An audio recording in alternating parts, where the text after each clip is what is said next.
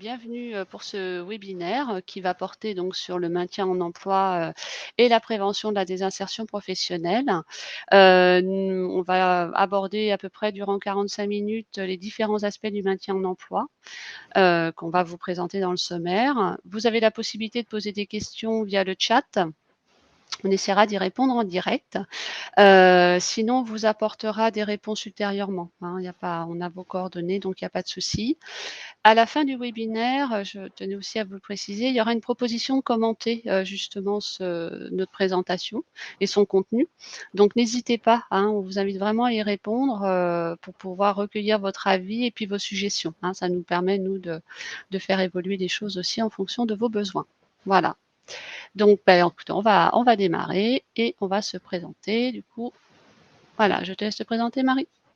Ben, écoute, oui, voilà, donc je suis Marie-Ozanne, chargée de mission, au sein du service prévention de la désinsertion professionnelle, heu et qui intervient effectivement sur alors on a une organisation où on est sectorisé et j'interviens principalement sur le secteur d'Asnières, Courbevoie, La Défense, Clichy et je crois que c'est tout.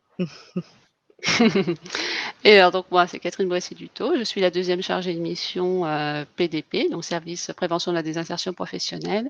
J'interviens sur les communes de Paris, Gennevilliers, Saint-Ouen, Levallois. Et c'est tout. Voilà, c'est les quatre communes. Donc voilà, on peut être en relation, employeur, médecins du travail qui sont sur ce territoire-là. Voilà. Alors, on va vous présenter le sommaire. Donc, on va aborder le maintien en emploi, de quoi on parle, qu'est-ce que c'est que le maintien en emploi. On vous fera également une présentation par la suite d'une sélection d'outils qui peuvent favoriser justement ce maintien en emploi et éviter la désinsertion professionnelle. On abordera aussi la question des salariés en situation de handicap. Vous sachiez un petit peu aussi des dispositifs qui existent pour ces salariés. On vous fera une présentation de notre service de santé au travail et puis on trouvera un temps d'échange, hein, pour, notamment via le chat, pour pouvoir échanger sur vos questions. Alors, le maintien en emploi, du coup, de quoi est-ce que l'on parle quand on parle du maintien en emploi? Bien souvent, hein, à l'origine du maintien en emploi, il y a une problématique de santé qui apparaît. Alors, soit c'est dû à un accident du travail, une maladie professionnelle, ou bien un accident de la vie ou à une maladie, hein, qui apparaît. Et donc cette problématique de santé, eh bien, elle peut avoir, un retentissement, au travail. La personne peut avoir des restrictions d'aptitude. Donc ce retentissement au travail, évidemment, c'est impactant pour l'entreprise, pour le salarié, mais ça peut l'être aussi pour le collectif de travail, surtout si l'arrêt de travail est prolongé. Si, par la suite, différents acteurs en jeu dans le cadre de ce maintien en emploi n'engagent pas de démarche, on va dire, hein, ou ne sont pas très acteurs ou pas très actifs, eh bien malheureusement, il peut y avoir un risque de licenciement pour inaptitude.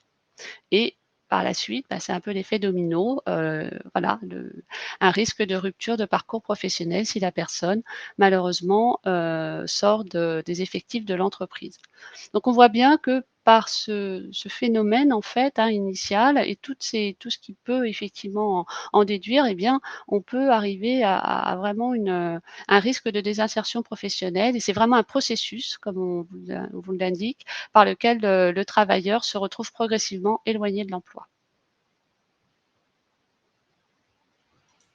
Alors, je vais vous donner une petite définition de la haute autorité de santé, ce qu'on appelle plus communément la HAS, qui définit le maintien en emploi comme un processus d'accompagnement des personnes qui présentent un problème de santé avec un retentissement sur leur capacité de travail dans le but de les maintenir durablement en emploi, pas seulement dans leur poste de travail, ni dans la seule entreprise d'origine, et dans des conditions compatibles dans la durée avec leur santé. Il s'agit donc bien là d'une démarche, on va juger partenariale, qui vise une logique de parcours pour prévenir le risque de désinsertion professionnelle et d'inaptitude d'une personne dont l'état de santé peut avoir un impact sur son emploi. Donc, le maintien en emploi, on comprend bien que là, ça implique différentes recherches de solutions. La première recherche de solution, c'est celle qui aura lieu au sein de l'entreprise d'origine. la personne présente des restrictions sur son poste de travail, on va essayer de voir comment on peut la maintenir dans son activité, moyennant des aménagements de poste de travail, qui peuvent être des aménagements de type technique, humain, organisationnel. Je peux vous donner un petit exemple. Par exemple, un salarié, c'est des, voilà, c'est des expériences vécues, hein, c'est pour ça qu'on vous en parle et qu'on le présente. Un salarié qui occupait un poste de type administratif et suite à un accident de la vie, hein, une chute dans le cadre d'une activité sportive, donc a présenté des risques sur son poste à la station assise prolongée. La personne ne pouvait plus rester assise de manière prolongée. Cette personne, voilà, avec l'intervention, on verra par la suite des différents professionnels, a pu bénéficier d'un aménagement de son poste de travail avec un fauteuil ergonomique et puis des tables de travail, hein, qui se montent et qui se descendent et qui peuvent comme ça correspondre aux besoins de la personne. Donc voilà, c'est des aménagements qui peuvent être organisés de cette manière-là. Un salarié aussi, qui souffre d'une maladie invalidante, par exemple, et évolutive, peut avoir un aménagement de son organisation de travail, hein. Ça peut être, des comme on parlait des aménagements techniques, organisationnels ou humains. Voilà, on peut aussi organiser son temps de travail pour permettre des soins, par exemple, à la personne qui, souffre d'une maladie invalidante et évolutive, tout en essayant de la maintenir sur son poste de travail.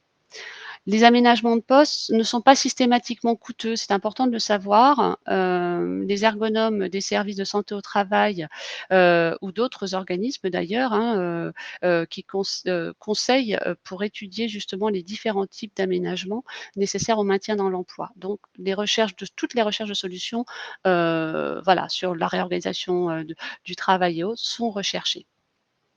Alors si, donc la recherche de l'entreprise, enfin la recherche du maintien se fait dans l'entreprise et puis également dans le groupe.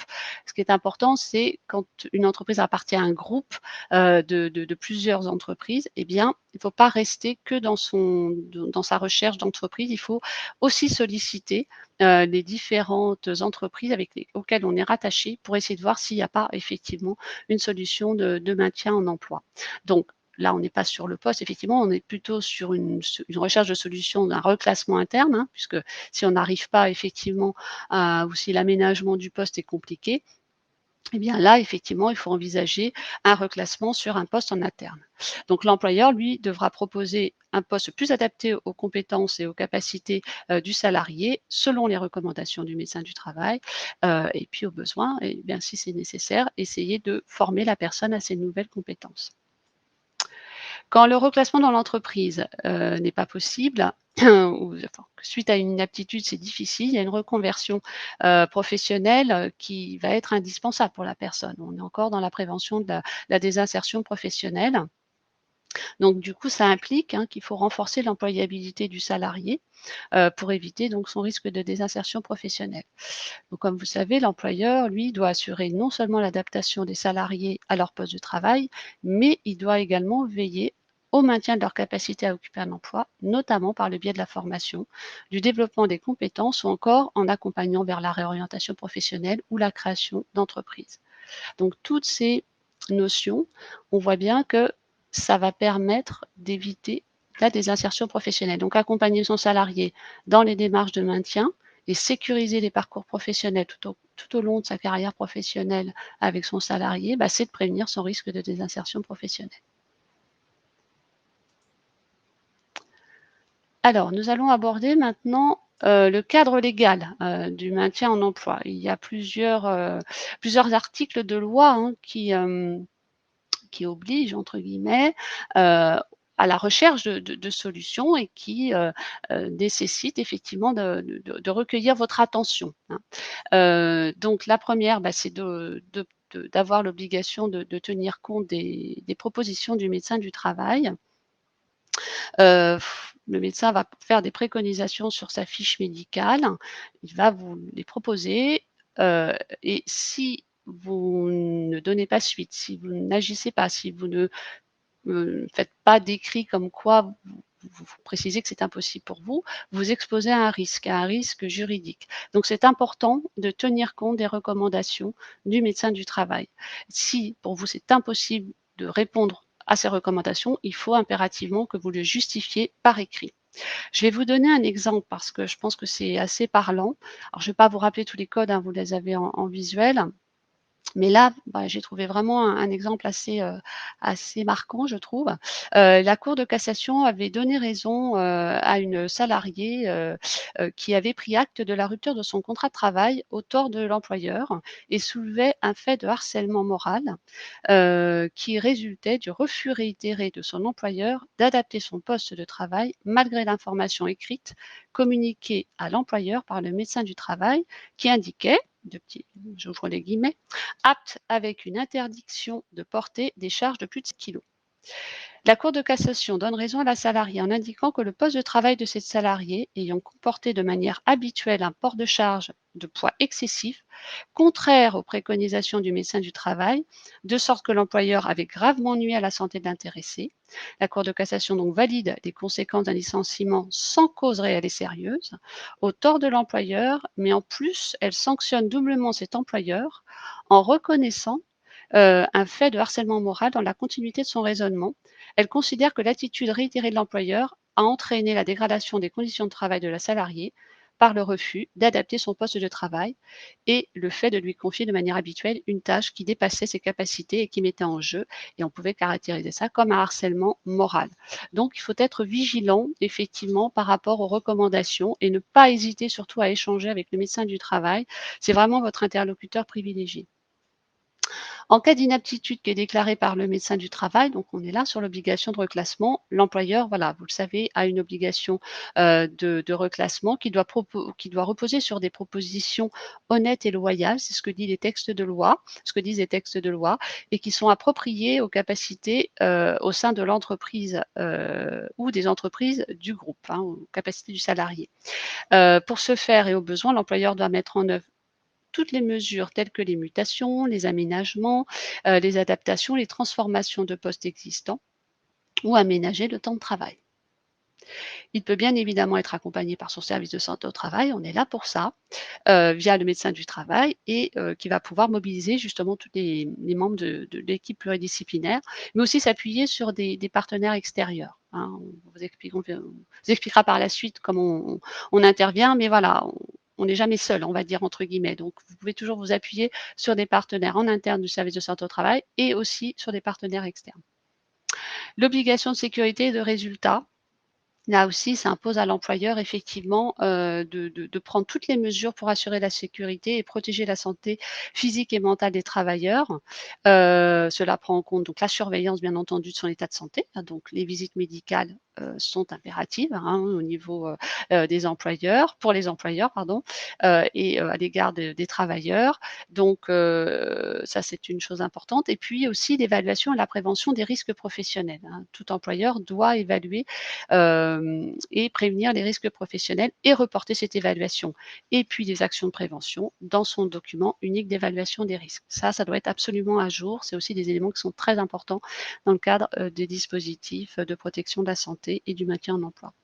L'obligation de non-discrimination, donc, vous connaissez un petit peu cet article, il est très long, mais je vous en ai fait un petit condensé. Aucun salarié ne peut faire l'objet d'une mesure discriminatoire, directe ou indirecte, notamment en matière de reclassement, d'affectation de qualification, en raison de son état de santé, de sa perte d'autonomie ou de son handicap. Ainsi, l'employeur doit mettre en œuvre les moyens et les mesures appropriées pour maintenir son salarié dans l'entreprise. Il ne doit pas se contenter de dire que c'est pas possible. La notion vraiment d'imputabilité là est importante, c'est-à-dire qu'il faut vraiment démontrer que l'on ne peut pas, que l'on a fait toutes les recherches pour éviter de se retrouver dans une situation où vous pouvez vous retrouver effectivement, voilà, en justice entre guillemets, où l'employeur peut se retrouver en justice entre guillemets, pour discrimination. Il faut savoir que le risque juridique au titre de la discrimination est croissant et la première cause de saisine, du défenseur des droits concerne la discrimination qui est due à l'état de santé ou le handicap de la personne. Donc mettre vraiment en œuvre toutes ces réflexions pour essayer de trouver des solutions et démontrer qu'on a procédé à cela est très important. La loi de février 2005, hein, qui porte sur l'obligation des personnes en situation de handicap, l'obligation d'emploi, mais aussi de maintien en emploi, hein. On doit recruter des personnes en situation de handicap en fonction de son effectif, mais on doit aussi faire tout ce qui est en son pouvoir pour pouvoir les maintenir. Et donc là, on parle aussi de solutions d'aménagement raisonnables. Si on peut rechercher des solutions et à partir du moment où il y a, en fonction, on le verra par la suite, pour les personnes handicapées, des moyens, des mesures, des aides, il faut mettre en place ces aides-là. Il faut en tout cas se pencher sur cette question et voir ce qui peut être possible. Voilà. Alors, les enjeux pour l'entreprise, le maintien en emploi, comme j'ai commencé à vous expliquer, ben, ouais, il y avait des enjeux économiques en premier lieu qui sont importants. L'objectif, c'est quand même de diminuer, quand on fait du maintien en emploi et qu'on bah, c'est de diminuer le coût qui est lié à l'absentéisme, qui donc est un coût quand même important puisqu'il faut remplacer le salarié absent, reporter des fois la charge de travail sur d'autres collègues. Donc souvent, hein, cet indicateur relève un petit peu de causes structurelles, hein. On s'aperçoit que bah, c'est des accidents du travail, des maladies professionnelles, des problèmes de santé divers, mais aussi, hein, une usure professionnelle, une avancée en âge fait que, bah, voilà, effectivement, les personnes se fatiguent, elles rencontrent des problèmes de santé et du coup, voilà, on rentre dans un processus où l'absentéisme peut devenir croissant. Donc, un chiffre, hein, voilà, qui est peut-être un petit peu ancien, mais en tout cas en 2017, le coût moyen de l'absentéisme s'élevait à peu près par an, que ce soit dans le privé ou dans le public, à plus de 4 000 €. Donc c'est quand même important d'avoir ces chiffres-là en tête. Par an et par salarié, pardon, j'ai oublié de le préciser. L'objectif, c'est aussi de diminuer ces enjeux économiques, des accidents du travail, qui représentent un coût, hein, pour l'entreprise, ça va de soi. Le coût moyen d'un jour d'arrêt, ben, on vous le note là, hein, c'est 320 € à peu près par jour. Le coût d'un accident de travail, maladie professionnelle en coût direct et indirect peut s'élever à plus de 10 000 €. Donc, c'est important effectivement de pouvoir aussi mesurer ce coût-là. C'est un enjeu important pour les entreprises. Et puis, bah, le coût, d'un conflit prud'homal, hein, comme je vous l'ai expliqué auparavant. Si des, mesures n'ont pas été prises, si, les points légaux, on va dire, hein, de la législation n'ont pas été respectés et cetera, ben, on peut s'exposer malheureusement, effectivement à un conflit prud'homal et là, bah, enfin, ça peut être très important, hein. On peut avoisiner les plus de 45 000 € d'indemnités légales, et puis, bah, après tout ce qui est dossier juridique et autres. Donc voilà l'impact économique que ça peut avoir, entre autres, hein, il y en a d'autres, mais voilà. Les enjeux juridiques, pour vous, pour les entreprises, bah, c'est de respecter les procédures et les obligations légales qui permettent d'éviter des contentieux auprès des juridictions civiles et ou pénales. Je vous en ai donné l'exemple, tout à l'heure, hein, quand je vous ai parlé, justement de la Cour de cassation et de la situation de cette dame. Donc on était vraiment dans ce cas de figure-là. Ça permet aussi de faire baisser ses contributions à GFIP, hein. Un salarié, par exemple, en situation de handicap, qui est maintenu dans son entreprise, eh bien, c'est une exonération de sa contribution au niveau de la GFIP. L'employeur qui est engagé dans la prévention, donc qui a acté les mesures d'aménagement de situation de travail, hein, qui a respecté les recommandations du médecin, en tout cas qui a recherché des solutions, sera mieux se protéger juridiquement en cas de contentieux. Donc ça, c'est important. Plus vous plus ce sera lisible, plus ce sera visible, plus ce sera traçable au niveau des démarches qu'aura fait l'employeur et voilà, moins le risque juridique sera important. Les enjeux sociaux, bah, plus on démontre, en tant qu'employeur, on communique sur son implication, dans les démarches de maintien en emploi de ses salariés, qu'on essaie de maintenir les compétences, hein, parce que c'est aussi important. Vous avez des salariés une entreprise a des salariés qui ont une ancienneté, des fois très importante et qui ont une expertise professionnelle. C'est dommage de perdre ces compétences-là. Donc du coup, effectivement, travailler autour de ces notions de maintien peut améliorer effectivement considérablement le climat social parce qu'il y a une reconnaissance de ces compétences. Et puis, maintenir ses salariés, en recherchant, des solutions, bah, ça améliore également l'image, de l'entreprise, extérieure. Voilà. Je vais passer la main à ma collègue. Alors, hésitez pas, hein, à poser des questions et à agir, hein, interagir sur le chat si besoin. Quand on est dans le maintien en emploi et une fois que le risque est présent, est réel, on a toute une sélection d'outils du coup qui vont être à disposition. Il y a dans la palette d'outils les visites. Alors la visite médicale de suivi, qui est une visite qui est à l'initiative, soit de l'employeur, soit du salarié et qui concerne bien évidemment les salariés en poste. Il y a également la visite de pré-reprise, alors qui est exclusivement pendant l'arrêt de travail. La visite de pré-reprise, elle est à l'initiative du médecin traitant, du médecin conseil de la sécu ou du salarié. Elle peut se faire à tout moment pendant l'arrêt, et quelle que soit la durée de l'arrêt. Alors, c'est vrai qu'effectivement, c'est l'objectif, hein, de la visite, c'est de préparer le retour, de sauvegarder l'emploi et de favoriser et de préserver le maintien dans l'emploi. Étudier la situation pendant les visites et ça permet effectivement aux équipes médicales et aux médecins de prendre, appui sur l'équipe pluridisciplinaire avec aussi bien l'intervention d'un ergonome, d'un psychologue, du service, PDP, prévention de la désinsertion, professionnelle. Alors, à l'issue de la visite, le médecin va délivrer non pas un avis d'inaptitude, mais il peut formuler des recommandations et dans le cadre de la visite de pré-reprise, l'employeur ne sera informé qu'avec, effectivement l'accord du salarié. Alors on vous évoquait effectivement, hein, on a remis en on a refait les visuels et vous avez effectivement les fascicules qui sont à votre disposition, aussi bien pour la visite de pré-reprise, à destination du salarié qu'effectivement à destination de l'employeur.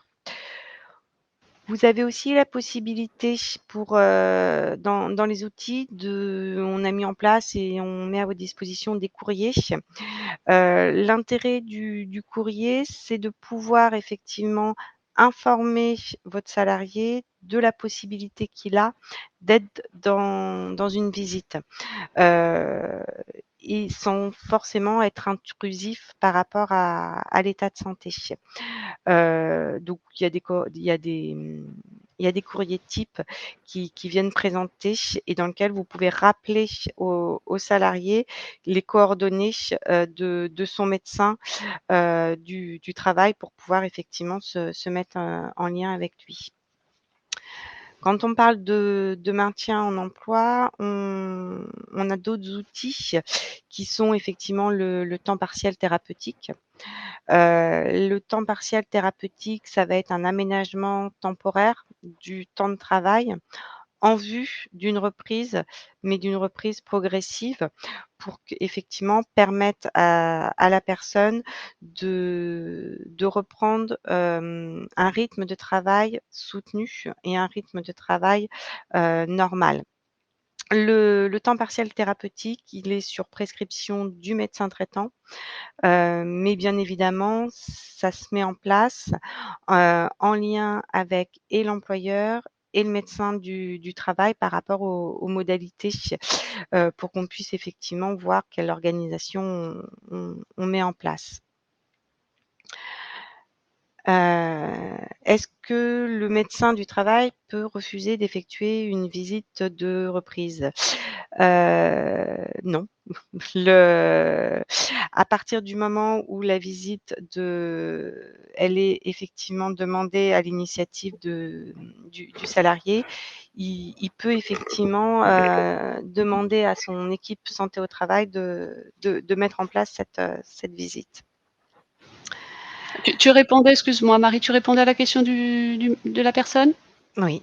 Sur le chat? D'accord. Je suis désolée parce que du coup, je ne sais pas Alors, comment, quand on est effectivement dans d'autres outils on a le laisser encadrer, qui est un dispositif qui dépend de l'assurance maladie et qui est un dispositif qui vient favoriser le maintien en emploi.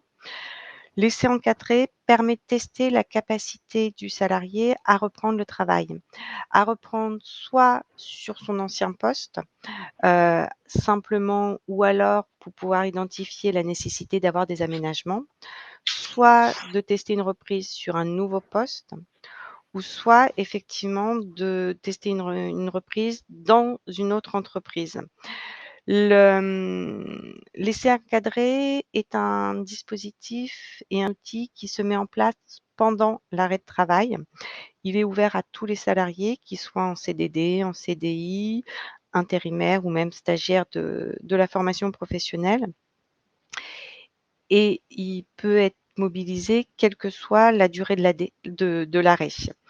L'intérêt de l'essai encadré, alors pour l'employeur, c'est un dispositif qui, n'a pas de coût, donc le coût, il est de 0 pour l'employeur.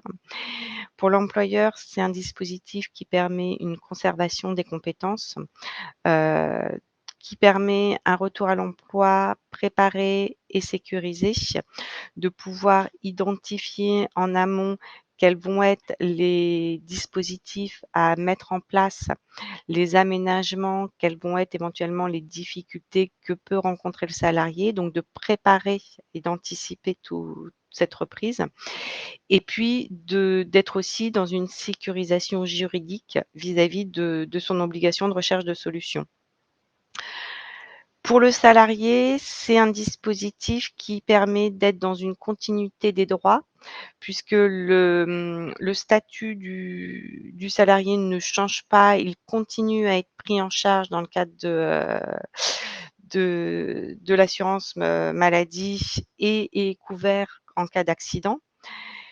C'est un dispositif qui permet l'aménagement de son poste de travail en amont de sa reprise, qui du coup va être vraiment dans une diminution du stress parce qu'on sait que plus l'arrêt de travail est important, plus la reprise va être, difficile. Donc on est vraiment sur un dispositif qui est rassurant et qui est peu engageant pour les parties, en tout cas qui permet de vraiment préparer et d'anticiper la reprise. Quand on est, dans les obligations dans les outils, on a aussi tout un ensemble d'outils qui vont relever du champ de la formation professionnelle. Alors, il y a les bilans de compétences et les actions de formation. Le bilan de compétences ou les actions de formation peuvent se faire sur le temps de travail avec l'accord de l'employeur, mais c'est également des dispositifs qu'on peut mettre en place, hors temps de travail, y compris pendant l'arrêt, dans la mesure où effectivement on va solliciter l'accord de l'assurance maladie et du médecin traitant. Et souvent, de pouvoir mettre en place des actions pendant l'arrêt permet d'anticiper et de mieux préparer la reprise, pardon et justement d'éviter une rupture puisque du coup, il y a une réadaptation des compétences, pendant le temps de l'arrêt. La personne se reconstruit et au niveau médical, mais aussi et dans une continuité, d'action et de rythme de travail. Je repasse la main du coup à ma collègue. Désolée, excusez-moi, j'étais en train de répondre du coup à la question, par rapport à du coup à l'essai encadré, hein, effectivement, c'est un dispositif à la main de la de la sécurité sociale comme vous disait ma collègue, mais effectivement, ça peut tout à fait être initié, par le service de santé au travail et notre service ou d'autres services. Voilà. Parce que je n'avais pas précisé. Alors, on va voir quels sont les outils qui sont, complémentaires pour, les personnes en situation, de handicap. Je vais vous donner, peut-être une petite définition déjà, hein. Quand est-ce qu'on parle de handicap? Alors, on va considérer qu'une personne est travailleur handicapé quand ses possibilités, d'obtenir ou de conserver un emploi sont effectivement réduites par suite de l'altération d'une de plusieurs de ses fonctions physiques, sensorielles, mentales ou psychiques. Ça, c'est une définition du code du travail. Donc, à partir du moment où il y a une altération et qu'il y a une incompatibilité entre l'état de santé et le poste de travail, la personne peut tout à fait faire une demande de reconnaissance en qualité de travailleur handicapé. Le handicap de la personne peut être temporaire ou peut être pérenne, en fonction, bien évidemment, des types de pathologies. Donc là, on a dressé un petit peu les différents types de pathologies. Le handicap visuel, lui, fait référence à la malvoyance, à la cécité. Ça peut être effectivement de forte myopie, ça peut être vraiment des pathologies qui se développent, hein, des choses qui sont voilà, plus embêtantes, la DMLA, la rétinite pigmentaire, voilà. Le handicap moteur, lui, fait plutôt référence à tout ce qui sera autour des lombalgies, des problèmes dorso-lombaires, des TMS, des rhumatismes, de la paralysie, hein. C'est aussi quelque chose qui, voilà, hein, qui existe, bien entendu. Les maladies invalidantes font plutôt sont plutôt renseignées dans l'insuffisance, tout ce qui est pathologie, insuffisance cardiaque, le diabète, l'allergie, les cancers, les épilepsies, les scléroses en plaques. Dans la maladie invalidante, vous voyez, il y a plusieurs degrés, plusieurs types de pathologies, on va dire, hein, mais voilà, il y a des pathologies très graves, mais il y en a qui sont bien entendu embêtantes, mais qui effectivement peuvent avoir un impact, hein, si elles sont moins graves entre guillemets dans l'absolu que certaines pathologies, elles peuvent avoir un impact dans le monde du travail. Le handicap mental, qui du coup s'apparente à la déficience, hein, des déficiences intellectuelles, ce sont des pathologies comme l'autisme, ce sont des handicaps comme les troubles cognitifs, hein, des troubles de l'attention et de la perception. Ça se traduit souvent par une difficulté de compréhension et un ralentissement des fonctions mentales. Le handicap psychique, c'est tout ce qui a trait aux dépressions, burn-out, aux pathologies psychiques assez importantes.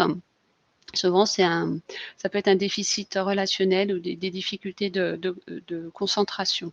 Bon, à la différence du handicap mental, bien souvent, le handicap psychique n'affecte pas la capacité intellectuelle de la personne. Donc, tous ces handicaps, alors pardon, j'ai oublié de vous parler de la déficience auditive, donc c'est les personnes qui sont malentendantes ou bien qui sont atteintes de surdité. Donc tous ces handicaps, hein, peuvent intervenir, pour certains c'est voilà, à la naissance, pour d'autres c'est suite à une maladie, suite à un accident de la vie, un accident du travail ou une maladie professionnelle. Alors, et moi. Alors, le maintien en emploi, comment pardon et pourquoi se faire reconnaître? Hem, donc la reconnaissance en qualité de travailleur handicapé, lorsque l'on a effectivement, une pathologie, une déficience qui rend difficile une activité de travail, même partiellement, la personne qui en fait la demande, peut obtenir une reconnaissance en qualité de travailleur handicapé. Cette démarche, elle est strictement personnelle, confidentielle et temporaire, hein, elle n'est pas définitive. Pour certains, ça peut effectivement l'être, mais pour d'autres, ça peut être transitoire. Donc la reconnaissance en qualité de travailleur handicapé donne des droits et des avantages. On le verra par la suite dans le cadre du maintien en emploi, tout ce qu'elle peut, voilà, permettre, hein, en favorisant le maintien en emploi, mais elle permet aussi de bénéficier de mesures qui peuvent sécuriser les parcours professionnels des personnes. Quand, il y a un risque d'inaptitude au poste, que le médecin du travail rencontre le salarié et qui pressent qu'il y a un risque d'inaptitude, afin d'aider justement à la recherche de solutions et de l'intervention, de tous les acteurs du maintien en emploi, peut procéder à une procédure enfin, peut procéder à une démarche de reconnaissance en procédure, ce qu'on appelle diligentée. C'est-à-dire qu'effectivement, on explique à travers un certificat médical, voilà, l'urgence de la situation en fait, hein, vraiment très clairement et ce qui fait que la MDPH, du département où la personne réside va pouvoir statuer plus rapidement, par rapport à cette demande. Voilà. Est-ce que c'est une obligation d'en parler à son employeur? Vous avez la réponse, non, il n'y a pas d'obligation, mais effectivement, il faut bien se dire que voilà, le fait d'effectivement d'évoquer le fait qu'on ait cette reconnaissance, eh bien, ça va pouvoir permettre de déclencher toutes ces mesures de maintien en emploi, tout ce qui va pouvoir permettre de faire intervenir tous les acteurs du maintien en emploi et ceux qui sont plus spécifiquement rattachés à la situation de handicap du salarié. Alors, la reconnaissance en qualité de travailleur handicapé, comme je vous le disais, elle permet donc tout un tas de panels de dispositifs d'aide humaine, technique et financière qui, comme vous voyez les petits logos en bas, peuvent être proposés et accompagnés par la GFIP, donc qui s'occupe effectivement plutôt des entreprises de droit privé, hein, les aider à recouvrir leurs obligations d'emploi au niveau des entreprises privées. Le FIP, c'est le pendant de la GFIP, mais sur la fonction publique générale, hein, territoriale, hospitalière. Et puis, vous avez l'OETH qui s'occupe davantage effectivement des structures plutôt médico-sociales. Donc ce sont 3 interlocuteurs qui vraiment, peuvent à travers les structures qu'elles mandatent, peuvent accompagner aisément, employeurs et salariés dans des démarches de maintien en emploi. Donc les aménagements, de postes de travail, comme vous pouvez le voir effectivement, il peut y avoir toutes ces aides humaines et puis ces aides, techniques. Bah, par exemple, effectivement, hein, c'est de pouvoir, comme la question a été posée, bah, essayer de voir comment on peut adapter sur du temps partiel thérapeutique l'activité de la personne, voire du travail à domicile, hein, si on peut organiser du travail à domicile, ça peut être temporaire et ça peut permettre à la personne de se maintenir dans son emploi. Mais aussi de décaler, hein, des horaires de travail pour permettre à certaines personnes de se rendre à des soins, par exemple, et donc de commencer plus tard. Donc on peut organiser, voilà, des aménagements pour permettre vraiment de maintenir la personne dans son activité. La reconnaissance permet aussi de financer des bilans professionnels, qui sont spécialisés, qui sont spécifiques par rapport des fois à la typologie de handicap. Ouais, c'est pas toujours simple d'accompagner un salarié qui a une problématique de santé dont qu'on prend pas trop ou on connaît pas trop effectivement, quels sont un peu les tenants et les aboutissants, comment faire. Eh bien, il y a des professionnels qui sont là pour pouvoir expliquer, accompagner le salarié et l'employeur justement sur des situations de maintien en emploi, ou en tout cas de d'évolution professionnelle liées à la pathologie, liée au handicap. Et elle va participer aussi à des actions de formation. La reconnaissance permet aussi d'avoir des aides au déplacement, domicile, travail, à travers l'intervention de la GFIP, de l'OETH ou du FIP qui vont pouvoir aider au financement de ces déplacements. Et puis aussi aménager un véhicule, hein. Quelqu'un qui est dans l'incapacité d'utiliser certaines fonctions du véhicule, ou en tout cas qu'il faut réaménager ces fonctions pour pouvoir se déplacer, eh bien là, il y a tout à fait des possibilités de faire financer par ces partenaires-là.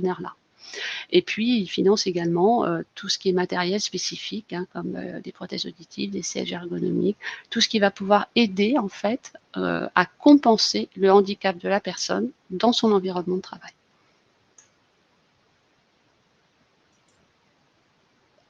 Alors, on va faire un petit quiz pour voir un petit peu quelles sont vos connaissances par rapport au handicap. Donc, on va vous laisser quelque temps pour répondre. Alors, être en situation de handicap, selon vous, ça se voit toujours, souvent, rarement? Donc, voilà, vous invite à répondre. Et puis, la deuxième question, c'est être en situation de handicap, est-ce que cela implique un aménagement dans 10% des cas, 35% des cas, ou bien 65% des situations? Voilà, si vous avez la gentillesse de répondre, comme ça, ce sera un petit peu interactif, comme on dit.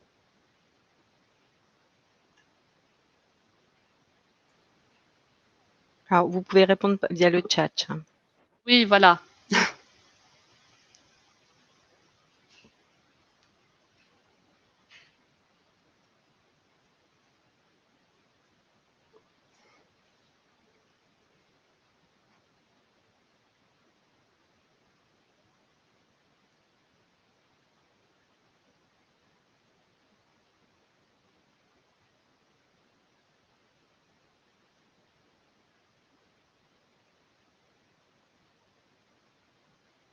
Bon, je vais vous apporter les réponses. Merci pour vos réponses, en tout cas votre participation.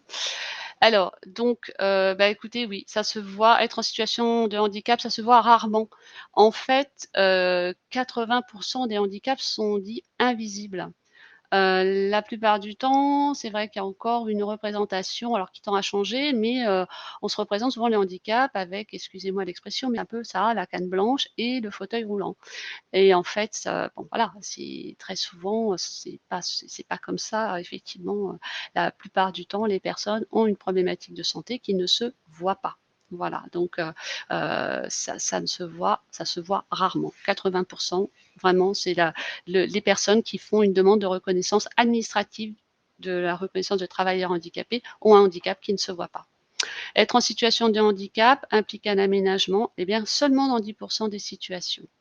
Voilà, donc ça, c'est important aussi, c'est ce que je vous disais, il y a pas de des fois des aménagements, c'est pas nécessairement coûteux, c'est pas des fois effectivement, «indispensable» entre guillemets. C'est vraiment en fonction effectivement, vous avez raison, de la problématique de santé de la personne bien évidemment, mais c'est rarement effectivement, un aménagement qui dépasse les 10 des situations. On vous pose une autre question. Parmi les personnes suivantes, lesquelles peuvent bénéficier de la reconnaissance travailleur handicapé? Un infirmier allergique au latex, une secrétaire souffrant de diabète, une aide-soignante ayant des problèmes de dos, un éducateur spécialisé présentant des problèmes d'audition.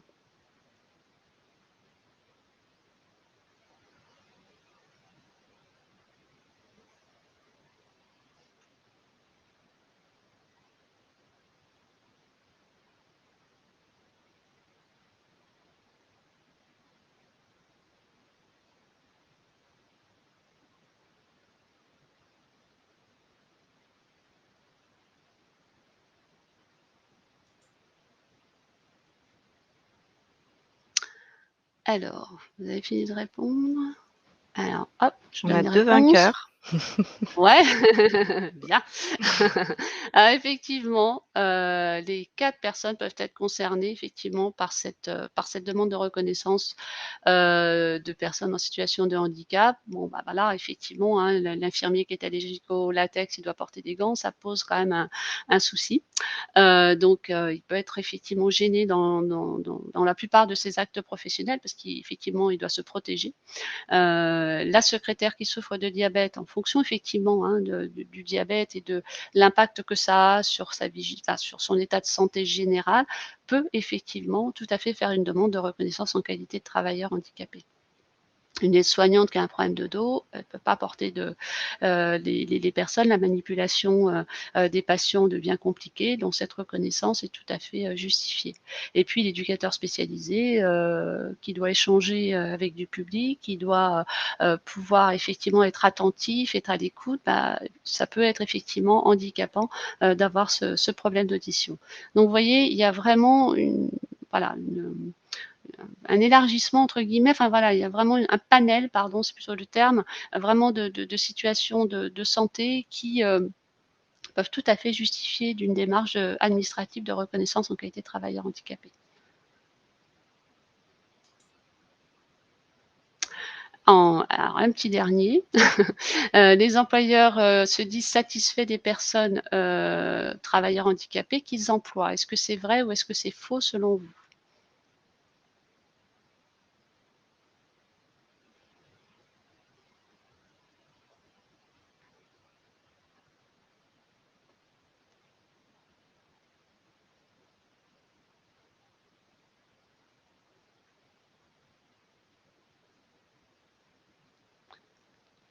Alors tout à fait, monsieur Simon, c'est vrai, c'est effectivement, tout le monde a répondu vrai, vous avez tout à fait raison et vous avez aussi tout à fait raison, monsieur Simon, de préciser qu'effectivement, l'accompagnement des personnes dans le maintien en emploi, dans l'insertion sont importants, effectivement, pour la personne handicapée elle-même, bien entendu, pour le collectif de travail, évidemment, et aussi pour l'employeur. Enfin voilà, donc c'est effectivement gagnant quand les personnes trouvent leur place, ont un aménagement et peuvent effectivement s'épanouir dans leur environnement de travail. Et très souvent, effectivement, ce sont des personnes qui traversent des épreuves et qui, du coup, effectivement, hein, sont, voilà, donnent leur maximum, hein, effectivement, dans l'entreprise.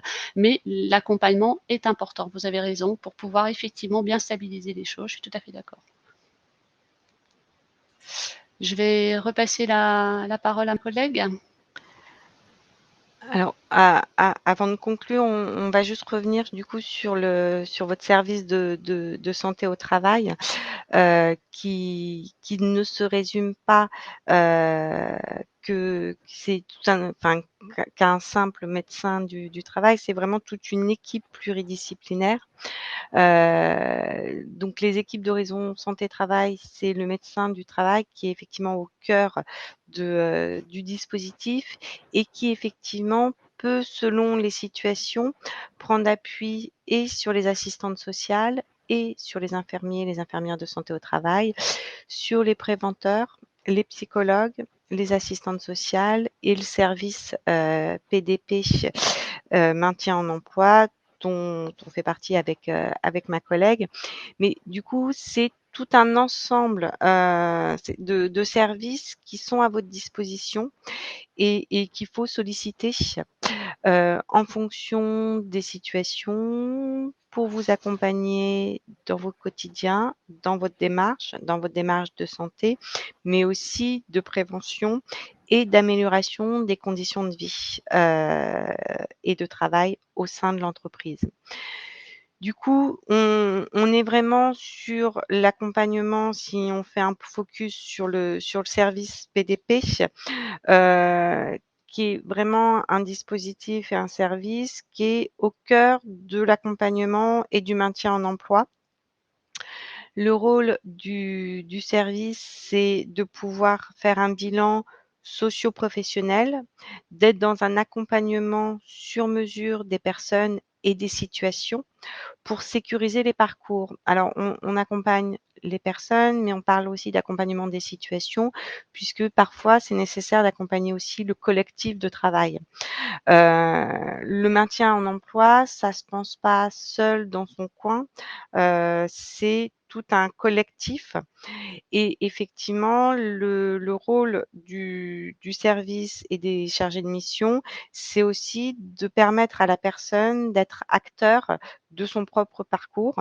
C'est de venir en appui dans les démarches et dans la construction d'un projet ou d'identifier, de lever les freins et en tout cas de pouvoir être en appui et en partenariat de tous les acteurs. Quand on est sur, les facteurs de réussite du maintien, c'est vraiment d'être dans une démarche qui est concertée, d'être dans la précocité de l'intervention. Plus tôt on signale, les difficultés auprès du médecin du travail, plus tôt on va pouvoir agir, et travailler en amont du risque de désinsertion. On va pouvoir mobiliser, comme on vous l'a expliqué, tout un ensemble de mesures qui vont être adaptées aux besoins du salarié, mais aussi qui vont être adaptées aux besoins de l'employeur et de l'entreprise. La démarche, elle est concertée puisqu'on est effectivement un peu dans une mise en lien et d'être un relais de tous les acteurs institutionnels qui interviennent dans le maintien. Quand on est dans une démarche de maintien en emploi, c'est une démarche qui se fait avec l'employeur, avec le service de santé, avec effectivement la caisse primaire d'assurance maladie, les Cap emploi, les maisons départementales du handicap et qu'effectivement, il faut aussi pouvoir permettre à tous ces acteurs de se coordonner et de jouer leur rôle. Et les facteurs de réussite d'une démarche, ça va être l'anticipation et la concertation de toutes les personnes pour que chacun puisse être partie prenante et agir dans le maintien en emploi, qu'on intervienne quel que soit le moment, auquel on intervient dans le maintien en emploi. Donc s'il y a les mots à retenir, c'est vraiment l'anticipation, la prévention et après effectivement le travail en coopération. Voilà.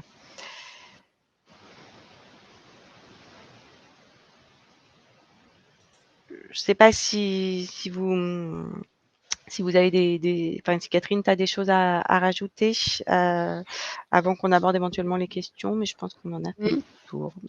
Je pense qu'on a donné pas mal d'éléments, d'informations et puis peut-être effectivement, répondre à vos questions pour voir si justement vous estimez qu'il y a des imprécisions et qu'on peut les apporter. Donc il y a aucun souci. Alors effectivement, il y a sur la dernière question, si la personne ne déclare pas sa reconnaissance travailleur, handicapé auprès de son employeur, effectivement, l'employeur n'a pas les moyens de pouvoir la mettre dans sa Mmh, déclaration au niveau de l'obligation d'emploi. mmh, Et effectivement, il ne pourra pas bénéficier des mesures. Alors, c'est à double tranchant, hein, effectivement, et l'employeur ne pourra pas le comptabiliser pour être dans le respect de son obligation d'emploi. Et à l'inverse, le salarié ne pourra pas mobiliser les mesures que pourrait lui permettre son employeur. D'où l'importance aussi de communiquer, auprès des salariés sur qu'est-ce que peut permettre la reconnaissance de travailleurs handicapés. On a également aussi à disposition des flyers pour informer et il ne faut pas hésiter à expliquer aussi aux salariés que l'intérêt, il n'est pas que pour l'employeur, il est également pour eux. Et donc de pouvoir être dans une démarche quand on parle de prévention, c'est d'informer sur le fait qu'effectivement et de communiquer sur l'intérêt de se faire reconnaître et en tout cas d'en informer également son employeur quand on a la reconnaissance. tout à fait. Est-ce que vous avez des questions par rapport à ce qui vous a été présenté? Est-ce qu'il y a des points que vous souhaitez qu'on clarifie? Alors, depuis que l'essai encadré existe, avez-vous des chiffres par rapport à son utilisation au niveau de l'Île-de-France? Alors, on n'a pas de chiffres, à proprement parler. Par contre, pour l'avoir utilisé, moi, en tant que chargée de mission, c'est un outil qui est vraiment, enfin, que je recommande vivement, pour l'employeur, pour le salarié, pour le collectif de travail. C'est vraiment un outil qui est vraiment très, très bien et qui permet vraiment de voir effectivement, de faire un état des lieux de la situation et de voir, comme a pu vous l'expliquer ma collègue, toutes les étapes, hein, qu'on peut mettre en place durant cet essai encadré et qui voilà, qui peut présager d'une reprise, d'activité dans un contexte donné, sur un poste, voilà, ou sur le poste de la personne ou sur un autre. Mais on aura pris le temps aussi, d'organiser tout ça durant l'arrêt pour pouvoir préparer le retour, hein. Donc encore une fois, la notion d'anticipation dont parlait ma collègue, elle est vraiment là, hein. Plus on travaille en amont et pendant l'arrêt avec la personne, et qu'on soit tous acteurs, hein, autour de cette situation de maintien et plus le résultat est positif et je voilà, j'ai une expérience moi, très très concrète là par rapport à un essai encadré où la personne a pu reprendre effectivement alors qu'elle avait été arrêtée très longtemps, hein, plus de 2 ans, mais on a pu à travers cet essai encadré reprendre, pas à pas les choses et puis, elle a pu reprendre sur du temps partiel thérapeutique et j'espère que dans un temps prochain, la personne pourra reprendre son travail à temps complet, hein. Mais malheureusement, là, aujourd'hui, non, je n'ai pas de chiffres à vous communiquer, par rapport au niveau d'Île-de-France. Bon, je peux essayer de voir, hein, mais je ne suis pas certaine que l'on puisse avoir ces informations-là. Il faudrait voir auprès de la caisse régionale, peut-être d'assurance maladie, si, les informations sont recensées. Alors, le support va être en replay, monsieur Simon. En fait, nous sommes enregistrés, donc vous pourrez revoir, ce webinaire, en replay. Donc il y aura aucun souci, voilà, si vous souhaitez, le revisionner à nouveau ou en faire participer, d'autres personnes de dans votre environnement et voilà, en tout cas d'autres collègues, il n'y a pas de souci.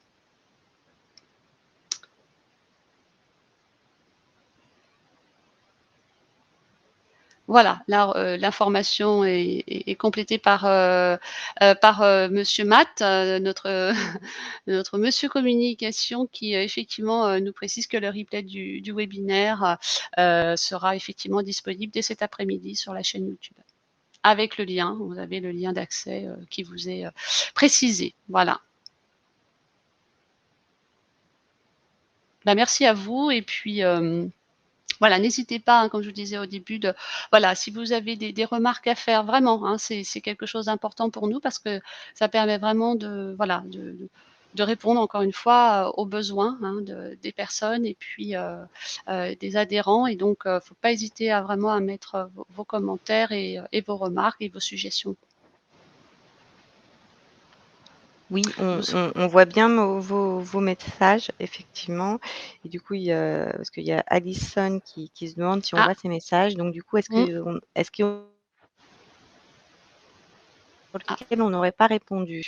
Alors je ne crois pas puisqu'il me semble que tu as apporté une réponse sur la reconnaissance, hein, qui était pas obligatoirement mentionnée à l'employeur. Mais Heu sinon, reposez votre question, du coup, on va y répondre parce qu'on voit bien vos messages. Donc là, la réponse en tout cas que tu avais apportée, effectivement, c'était celle que, bah, oui, c'est comme tu disais à double tranchant. Effectivement, la personne n'est pas dans l'obligation, de mentionner qu'elle a une reconnaissance en qualité de travailleur handicapé, mais à partir de là, ce sera compliqué de mobiliser des aides et des mesures de maintien en emploi, hein, puisque ça ne peut se faire qu'effectivement, dans le contexte où la personne a pu déclarer sa reconnaissance. Donc effectivement, quelque part, la personne qui ne souhaite pas faire, connaître sa reconnaissance en qualité de travailleur handicapé à son employeur, bah, ça va être compliqué, d'aménager son poste de travail, de trouver des solutions, en lien avec sa reconnaissance. Voilà, j'espère que la réponse a bien été, entendue. En tout cas, pas hésiter à revenir vers nous. Et vous aviez effectivement bien compris que du coup, vous pouvez pas remplir votre obligation. Voilà.